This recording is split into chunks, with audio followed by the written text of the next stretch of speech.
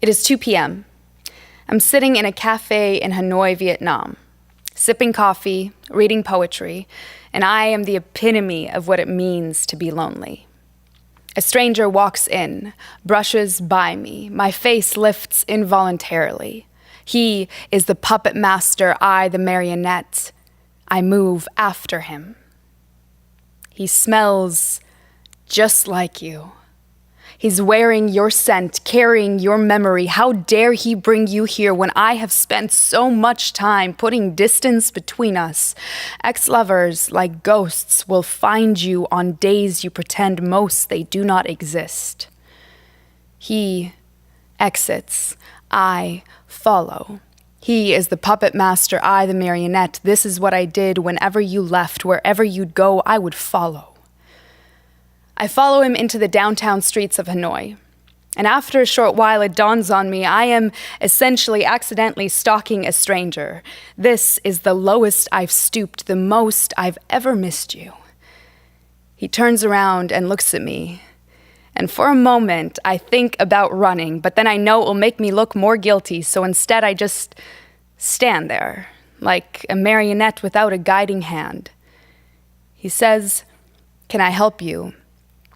I want to ask if he can help put me back together again, if he knows the order we fall apart, so maybe I can reverse the sequence and I won't be so afraid to fall in love, but that's really intense to say to someone when you first meet them, so instead I just say, "I'm sorry, it's just, you remind me of somebody." He nods and says, "You have the smile of a woman I once knew."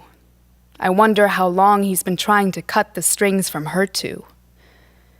He asks if I'd like coffee. Coffee turns to wine, and that night, we get drunk on the memories of the lovers we once were. We fall in love, accidentally. Mostly because there's someone else we're both missing. I confuse his skin for yours. He kisses my face because it curves like hers. We both know this will not last. The bleeding will begin again eventually, but for now, we are surrogates. Placebos, understudies, stand-ins. We are the scaffolding for buildings that cannot stand on their own without crumbling. The moon and the wine disappear at the same time. We say goodbye, walk away, and leave you both behind.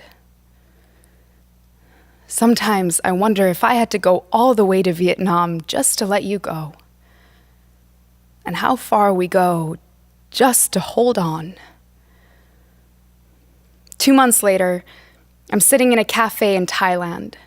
A stranger walks in, brushes by me. This time, my face lifts voluntarily. He smells like a man I once knew, but the memory no longer belongs to you.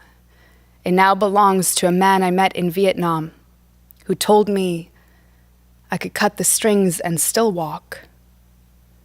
That I am not the marionette, that I am and always have been the master.